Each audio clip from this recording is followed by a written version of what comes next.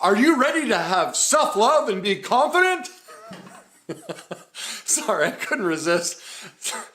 Sometimes in this position, it just seems like we're car salesmen, and some of the pitches like, hey, and who's that guy, J.P. Sears, who I think is his name, the comedian, he throws people like me under the bus.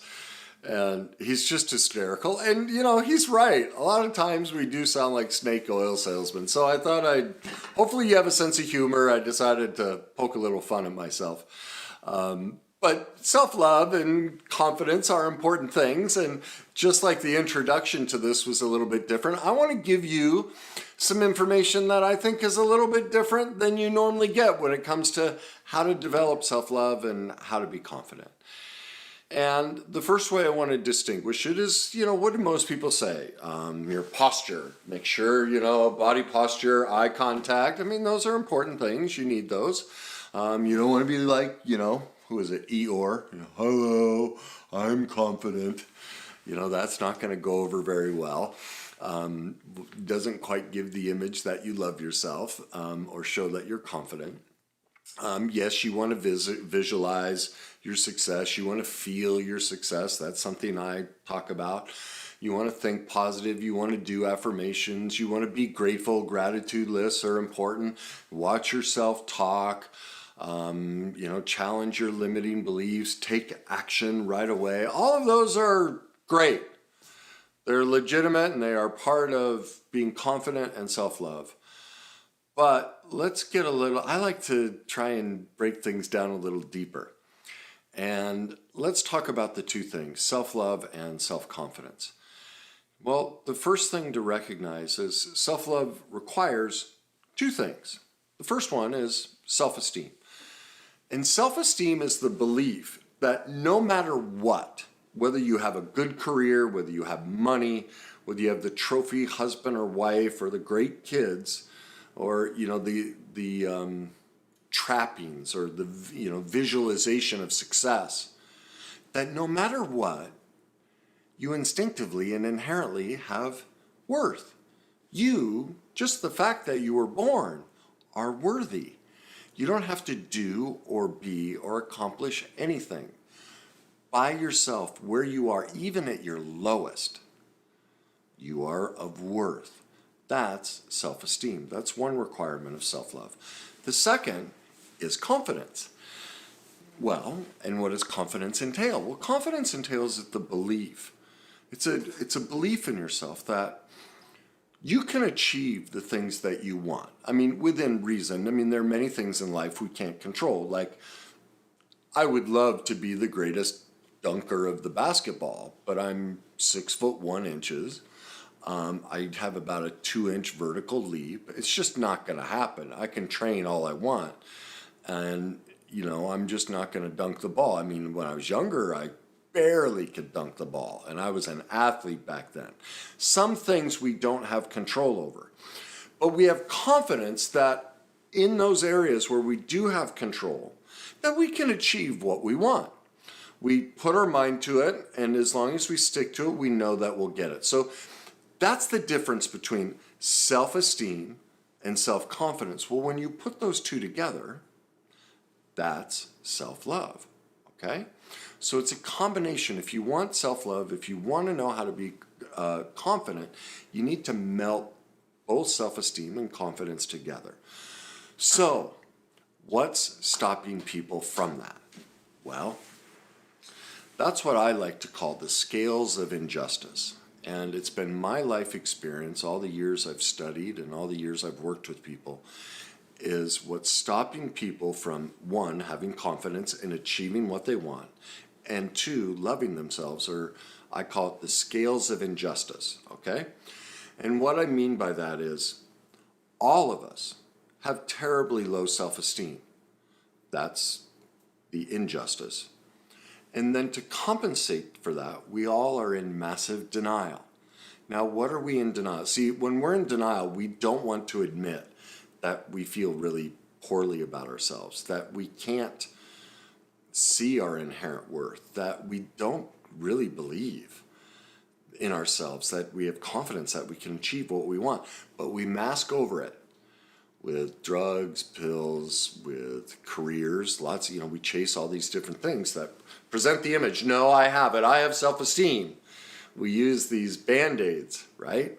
And that's the scales of injustice. Well, what's at the heart here? What's the real problem? Where did we learn that we had no inherent worth? Well, that's not innate. That is not an innate characteristic of the human species. There's only one way we learn that we have low self-esteem and low worth. Childhood. The parenting that we all received. Now, a lot of people think I'm blaming parents. It's not it. It's an explanation. Look, no one teaches us how to be a parent.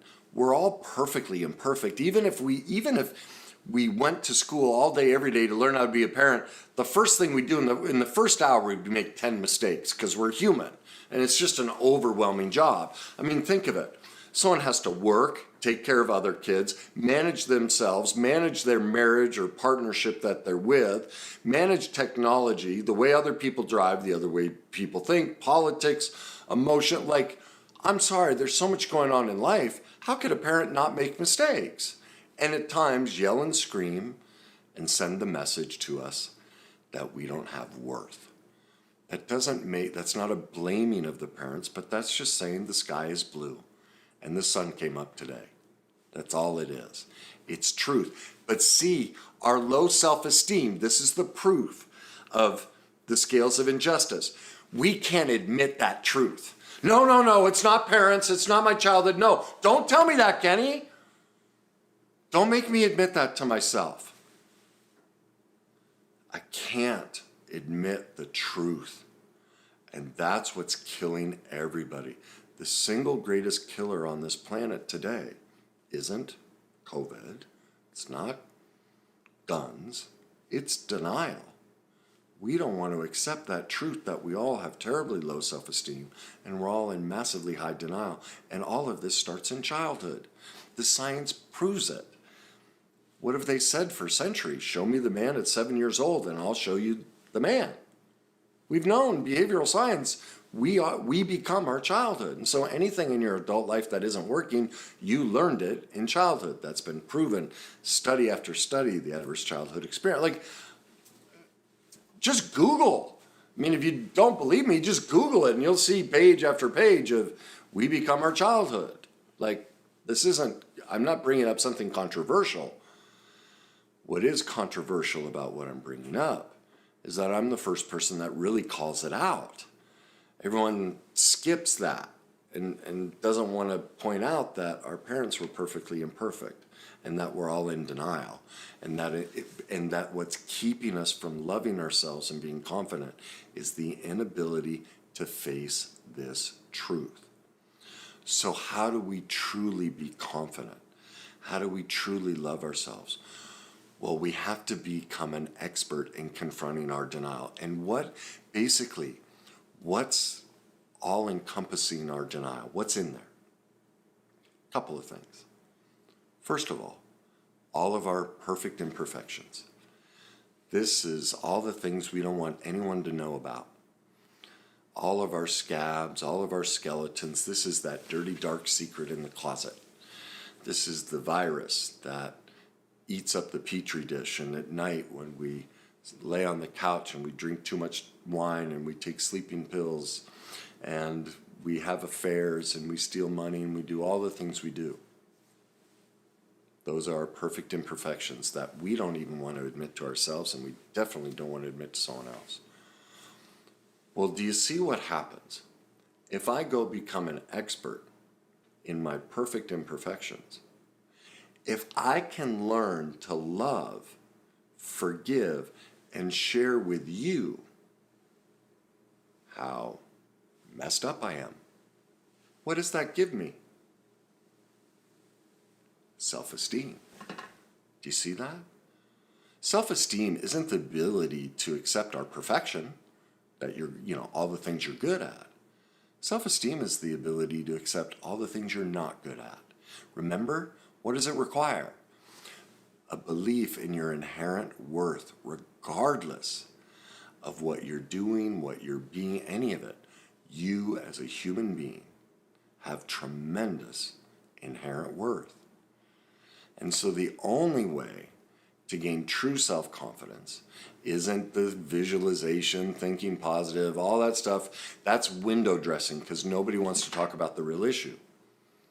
The real topic is, are you willing to accept that in your imperfections lies your greatness? That's the best part of you. Because do you see what the recovery process is? Here's what happens. In childhood, because we're all, sent messages that we were imperfect, what did we learn?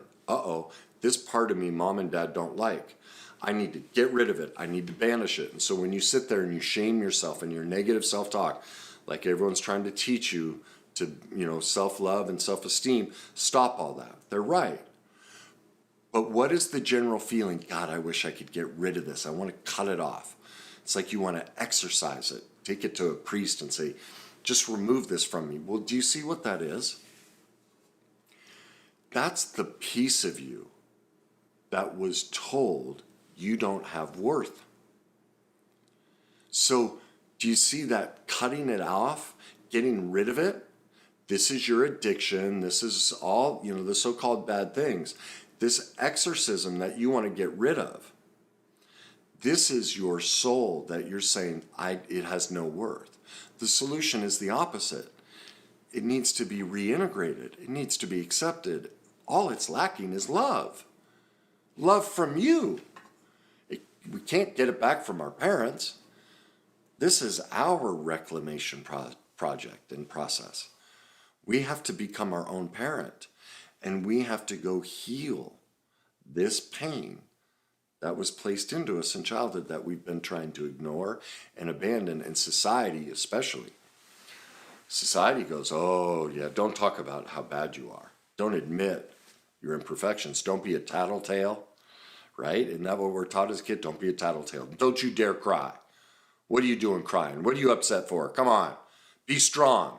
That's past is in the past. Let it go. Don't deal with it. What are you crying about over that? It's already over with. Let it go, kid.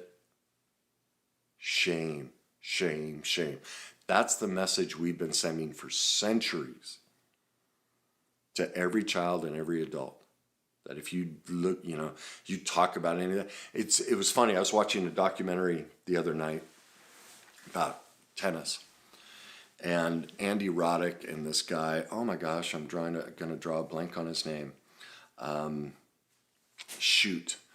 But they were the rising two American stars after, that were going to be the next ones to replace Courier and Sampras and Connors and McEnroe. And the one guy ended up having severe anxiety. And they're showing these, they went to this tennis academy. Both of them went as kids. And the messaging, to have mental toughness. Don't show that you're weak. Never talk about it. Never deal with it. The message, all the training we've ever been given to have confidence and be tough and strong mentally is nothing but shaming, belittling, and creating the separation of self. That you only have worth if you put up this false facade, like how I started the video. Hey, let's have self-confidence. Like, I've got to act the part of the car salesman. Like, if I act the part, I'm confident. No, that's not confidence. Confidence is look at my scabs. Aren't they beautiful? Yeah.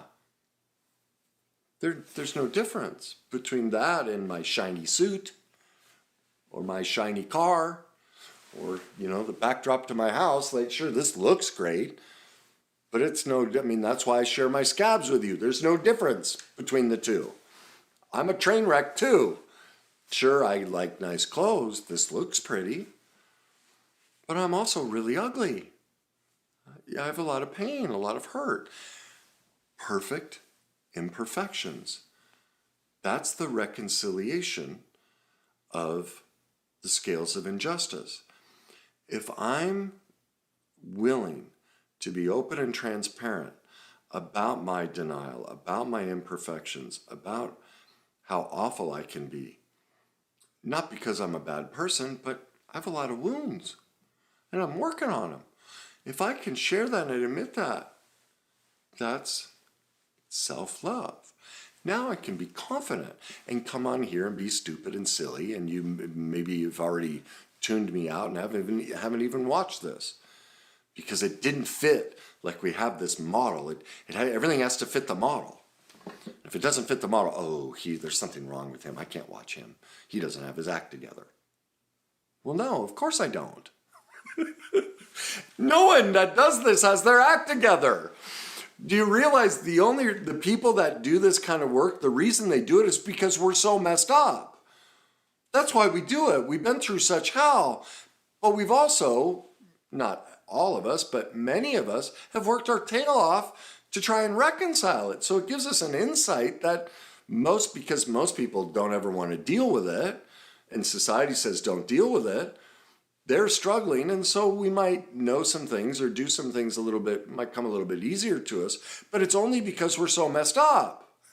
And we've been working at it so much longer than you. Michael Jordan, he's shot 20 million basketballs. He's going to be a little bit better than you if all you did was go out and shoot hoops with your kid on a Sunday afternoon, once a week. That's the difference. That's it. We are just as broken. Now, there are many that take this seat and try and hide that from you, and you get to decide maybe you prefer that. I don't know if that's better or worse. It's just different, but you get to decide. But don't fool yourself. They're caught in this dynamic as well. Now, they may choose not to share it with you, and maybe that's better. Again, that's up to you, and everyone gets to decide that. I know, at least in my life experience, that doesn't work. This dynamic of sharing all of me. I mean, what do we want in a relationship? What is everyone's dream in a relationship? God, if someone could just accept me, what does that mean? What does it really mean? If they knew how awful I was and they loved me anyway.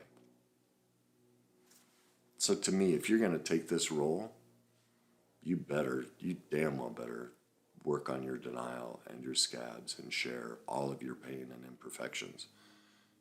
Because how is anyone who's listening to you ever going to learn how to do it if you can't do it? It needs to be modeled. It wasn't modeled as a child. That's the self-esteem gap. That's what everyone's struggling with. So how do you truly get confident? You have to become an expert in healing the pain. It's two things. Healing the pain from the past that created the low self-esteem. And the next piece is becoming an expert in how you hide from yourself, how you don't show yourself the truth. You're trying to protect all those so-called bad things about yourself that you don't want to admit to yourself or others, that you've closeted off, because you have to open the door to that denial. Because remember, what do you need to do? These are the pieces of you that weren't loved. And damn it, what is self-esteem? That all of you, every aspect of you, you have inherent worth. This needs to be brought back in, and the only way that can be done is you have to become an expert in conquering your denial and seeing and admitting to yourself your perfect imperfections. Like, that came to me, I don't know, 5-7 years ago. I wrote about it in my book. I have a little chapter on it, The Day I Saw My Darkness. And for those of you who haven't read my book, I was out for a walk, and I was feeling just so great about myself. I just thought I was the cat's meow. I had met with some people that day, and it was like coffee meetings, just get to know you stuff, not dates, but business stuff. And I was out for this walk, and I was thinking about the day and just, affirmations, going, God, and visualizing and, and really pumping myself up and really proud of myself. And I said to I asked myself, I'm always asking myself questions. I'm always confronting my denial. I didn't know that I was about to confront something very poignant. But I just asked myself, why do you feel so good? And I had thought through the day of, this woman that I'd met, and within 3 questions, she was bawling her eyes out and telling me her whole life story. And part of why I was feeling so good is I'm like, God, look how gifted I am of, in 3 questions, this woman shared her life story with me, and oh my God, I'm so good at what I do, da da da da da. Just really filled with self-importance. And so I was asking myself, what is it you like so much about that? And the first thing that came to my mind was power. That kind of startled me. And I kind of slowed down the way I was walking, and I went, power? What do you mean power? And I saw and felt this darkness in me that said, I like the power. And what I'm going to explain will take several minutes to explain, but all of this happened like that. This whole, what I'm about to share with you, all of this happened in a split second, but it seemed to slow down. And, immediately what I saw right there was, oh my God, I was a predator. I didn't help this woman. If you've seen the movie Predator, the old Schwarzenegger movie, the way that it's an alien that comes down to Earth and it cloaks itself, it can become the scenery. And the way it survives is it takes a human being and sucks everything off of them and leaves a skeleton. And in that moment, I got a vision of us leaving after, talking and seeing her walk to her car. And she looked, now here I am out for the walk, and I saw her and I'm like, oh my God, she left like a carcass. I had sucked the life out of her. My questions weren't there to help her. They were because I could ask questions in a way that could expose her emotionally. Oh my God, I'm the devil. Oh my God, that's disgusting. That's not helping. That's vicious and evil. And I saw this darkness, and I literally was going for the walk, and I buckled. I just bent over and buckled and just convulsed at the truth of how awful, how treacherous and evil I was to this woman. And the second I saw how absolutely horrific I can be to somebody, immediately I got flooded with light. Like it was light. Not just white, but light. And I stood up and I just started crying. And I just went, and I heard myself say, oh my God, finally. This is why we have to see how imperfect we are. Once I was able to see the darkness that we all have. See, I was taught to use people because I was used as a child. I didn't know. I could never keep friends. People might like me, but then they'd drift away from me. I never knew why. In that moment, I finally knew why. I thought I was being nice. I didn't know. I didn't know that there's a way to ask questions that is terrifying, that is destructive and evil, that is meant to serve and feed me and is about power and has nothing to do with helping somebody else.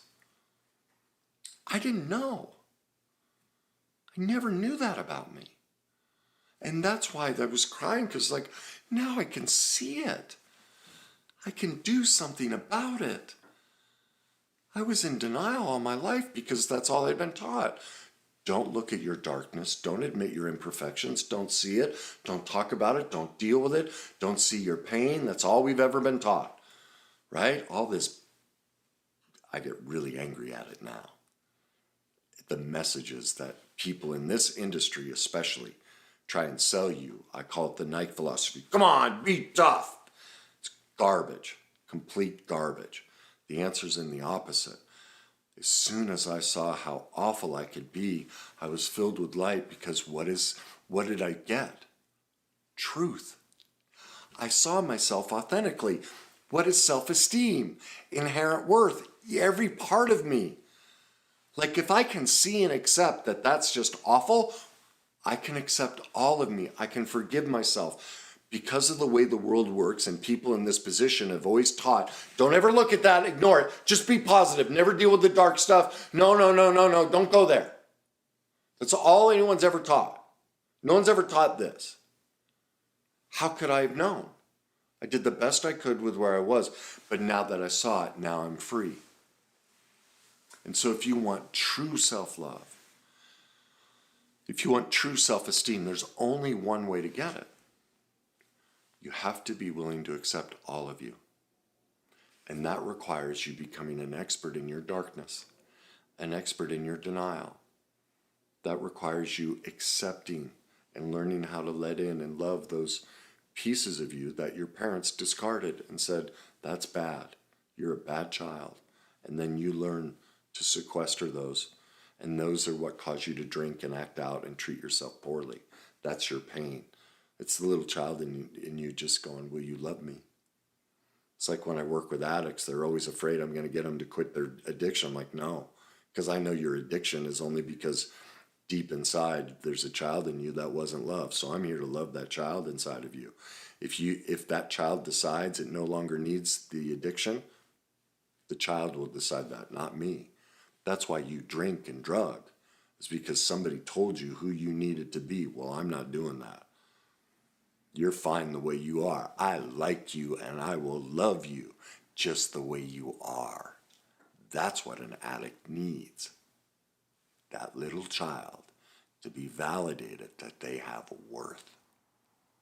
And so do you. And that's what this process gives you when you confront your perfect imperfections, your darkness, your denial. The only outcome is true self-love, true self-esteem. That's it. From that place, you have confidence that you can conquer and become and do anything you put your mind to that's within your control, that's reasonable. Can you see that now? Can you see how, well, affirmations and being grateful, and they're helpful, but they'll never get you there. There's only one way to get there. You have to love all of you, the most broken and perfectly imperfect aspects of you. Okay? Now, if you don't know how to do that, I have a couple of videos that are also articles. I'm going to give you several options. You can go to my online magazine site, www.thegreatnessuniversity.com. If you look under the self-love category, you'll see it's an article with a link to a video. It's called 3 Steps to Love and Accept Yourself. So you can read it while you watch the video. That will give you kind of, basic self-love stuff. You can do that, or you can just go to YouTube and watch the video if you don't like the article.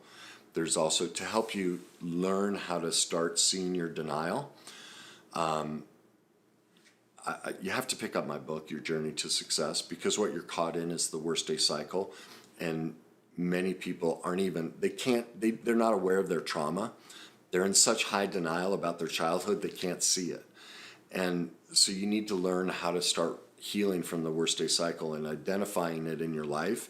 And it'll take time. You have to read that. I'm serious. You have to read my book 3 to 5 times a year for several years, because your denial is so high. It's going to take a while for your brain to release and go, oh, we're going to deal with this now. And you'll start having memories. Like you'll start, just like me, you'll start to see, oh, wait a minute. I thought I was kind and loving. Oh, no, that's not. That's actually the opposite. It takes us time to learn for our brain to go, oh, so we're going to be real with ourselves now. We're going to love and accept ourselves like it's okay. It's safe. You're now here to protect me, this little kid that I had to banish to please my parents. You're now going to step up and take that role. And so I can share with, this is an internal subconscious conversation that happens to every individual. So I can let go of all these defense mechanisms, all these lies I've told myself. I can drop all that because now I can trust you. You're going to be the parent I never had. You're going to love me and embrace me and bring me back together. That process takes time. So I encourage you to go to Amazon and pick up my book, Your Journey to Success, so you can learn about the worst day cycle. And then the next thing is go back to the website, www.thegreatnessuniversity.com. And go under, which would it be? I'm losing track of all the different I think it's childhood trauma. Just check all the different drop-down menus, but with the articles, you're looking for how to heal from your past. That lays out,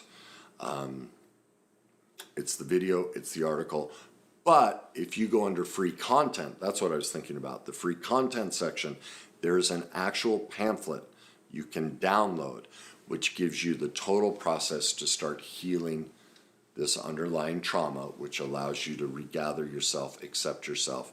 And so you're kind of conquering the cycle, you're conquering the denial, you're healing the trauma all at once. There are many things going on at play. There are a lot of things in what I teach I don't tell you about because it just gets to be too much. And also, many things in recovery, you just need to live them.